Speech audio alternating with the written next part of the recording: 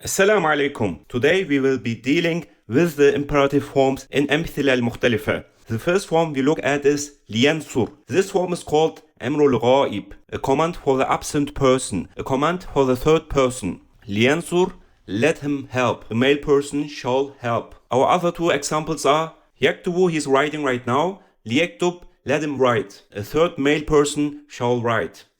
Hakama, he judged. Yahkum, he is judging right now. Liyahkum, let him judge. So we are giving a command to a third person. Now we come to our second form today, Nehyl Ra'ib.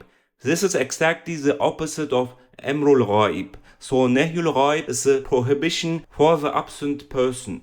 Our example is Laienzur. This time we see a la. Laienzur, let him not help. Liyaktub, let him write. La yaktub, let him not write. Liyahkum, let him judge.